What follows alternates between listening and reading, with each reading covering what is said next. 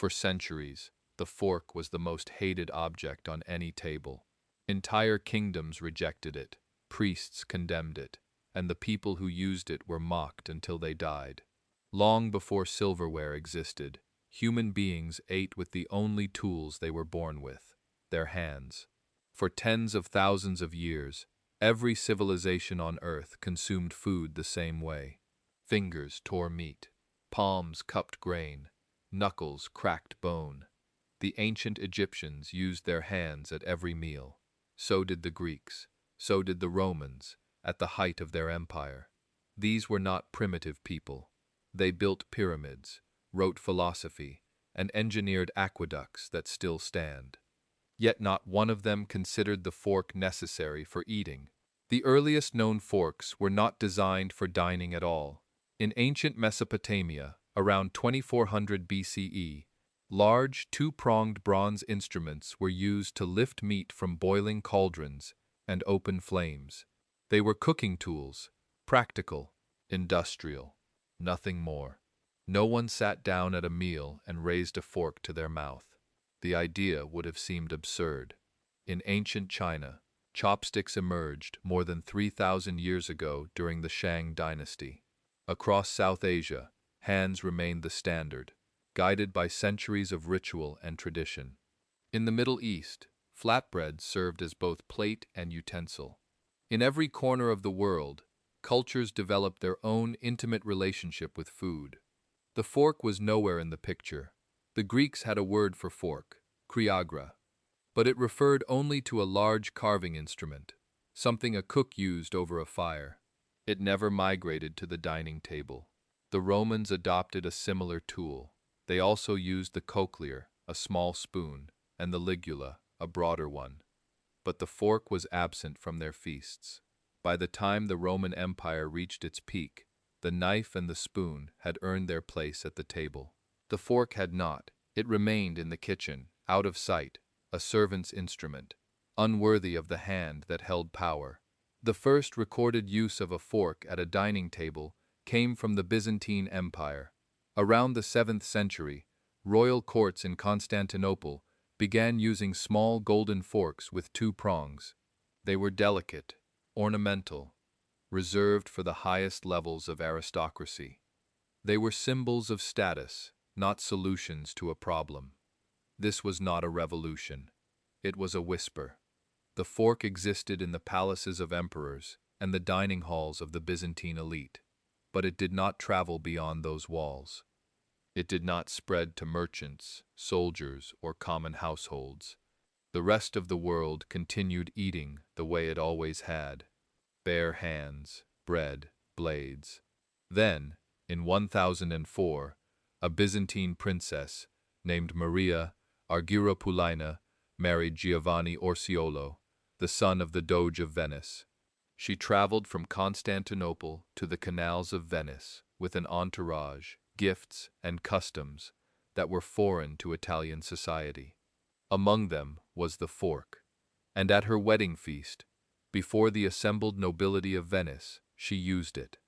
The reaction was not admiration, it was a horror. Venetian clergy erupted in outrage. Saint Peter Damian, one of the most powerful and influential church figures of the 11th century, declared the fork an instrument of excessive vanity and decadence. He called it an insult to the Almighty. The human hand, he argued, was a divine gift, shaped by God specifically to serve the body. To refuse to use it at the table was to reject the Creator himself. To place a golden instrument between your fingers and your food was an act of pride. When Maria died of plague, just 2 years after she arrived in Venice, Damian seized the moment. He declared her death divine punishment. God, he proclaimed, had struck her down for her arrogance and her refusal to eat as he intended. The fork was not merely rejected, it was damned and cursed by association and marked as an object of sin. For nearly 500 years after Maria's death, the fork made almost no progress in Western Europe. Knives remained dominant at every table. Bread was used to scoop sauces and stews. Hands did the rest. This was not ignorance, it was a choice. In the royal courts of France, eating with fingers was not considered uncivilized, it was considered refined. Etiquette manuals of the medieval period gave precise instructions on the correct way to eat with bare hands. 3 fingers, not 5. Never lick the bowl. Wipe your hands on the tablecloth provided, never on your clothing. There was an entire code of conduct built around the handshake between skin and sustenance. These were not savages living in squalor. These were kings and queens surrounded by gold and tapestries, and they had no interest in the fork. The knife, by contrast, was deeply personal. Nobles carried their own knives everywhere they went, tucked into belts and sheaths. A man's knife was part of his identity as much as his coat of arms. At dinner, guests were expected to bring their own blade. The idea of a second pointed instrument on the table felt redundant at best, threatening at worst. Some Italian courts began experimenting with forks in the 14th and 15th centuries. Catherine de' Medici is often credited with bringing the fork to France when she married King Henry II in 1533. But even her influence could not overcome centuries of entrenched resistance. The French court acknowledged the fork. They did not embrace it. England resisted the fork longer than most of Europe. When Thomas Coriat, a well-traveled English writer, returned from Italy in 1611 and began using a fork at meals in front of his peers, the reaction was swift and cruel. They ridiculed him. They called him Furcifer, a Latin pun meaning both fork-bearer and rascal. The mockery followed him for years. He wrote about his travels in a book called Coriat's Crudities. The fork was treated as one of his most eccentric discoveries. Even Louis XIV, the Sun King of France, the most extravagant and powerful monarch in all of Europe, reportedly preferred to eat with his hands well into the late 17th century. He saw no reason to adopt the fork. His court followed his lead. When the king uses his fingers, no one reaches for a utensil. The fork's slow acceptance began not with royalty or decree, but with food itself. In Italy, where pasta had become a daily staple by the Renaissance, the fork proved itself indispensable in a way no argument could. Try eating long strands of spaghetti with a knife and your bare hands. It cannot be done with anything resembling dignity. Italian merchants and diplomats carried forks across borders as they traveled for trade and alliance. Slowly, very slowly, the upper classes of France and Spain began to adopt them. By the mid-17th century, forks were appearing at aristocratic tables across the continent.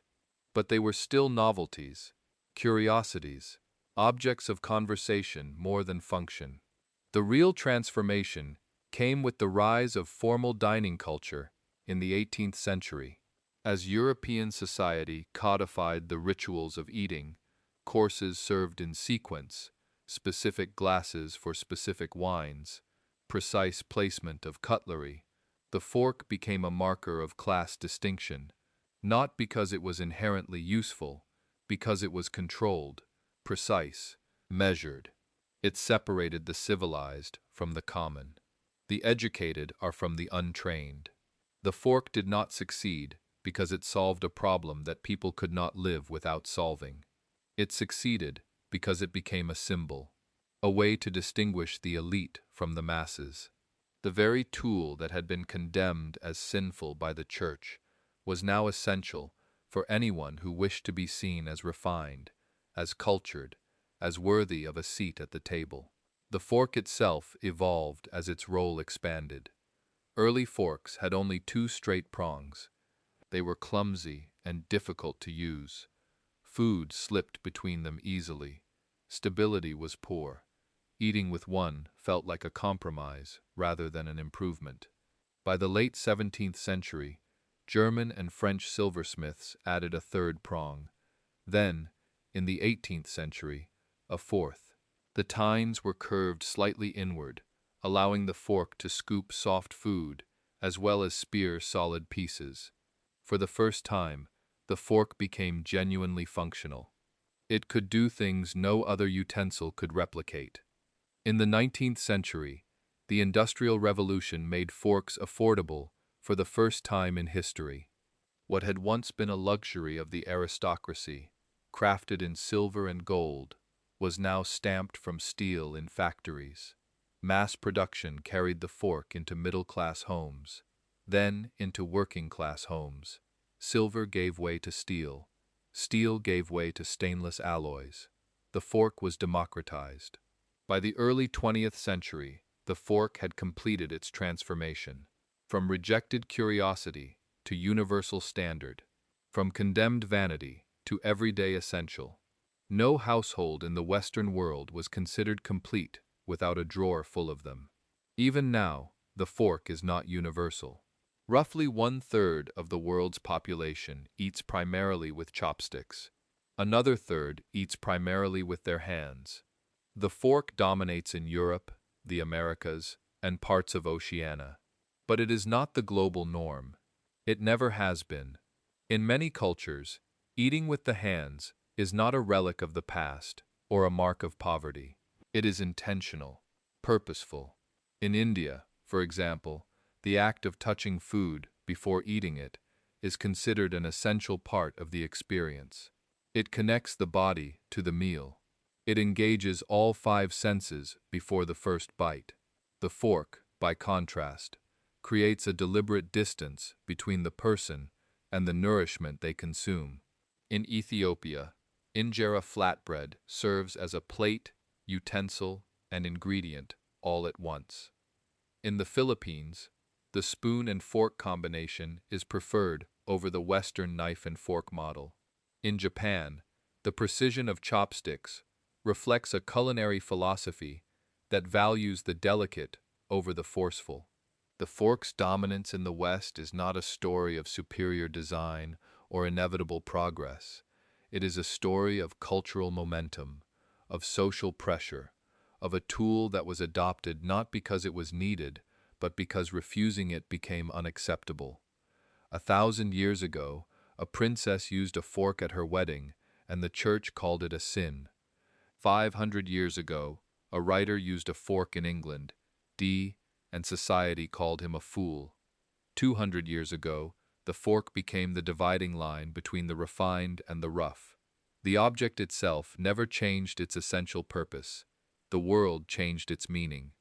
The fork did not conquer the world through invention or ingenuity. It conquered it through judgment, through shame, through the slow, grinding, relentless force of social expectation. It was never adopted because people needed it. It was adopted because people feared what it would mean to be seen without it. Every time you pick one up, you are holding 1,000 years of resistance, ridicule, and reinvention in your hand. An object so simple it seems inevitable. An object so controversial that it nearly never survived at all. The fork was never just a tool for eating, it was a verdict. A silent, gleaming verdict on how civilized you were willing to appear.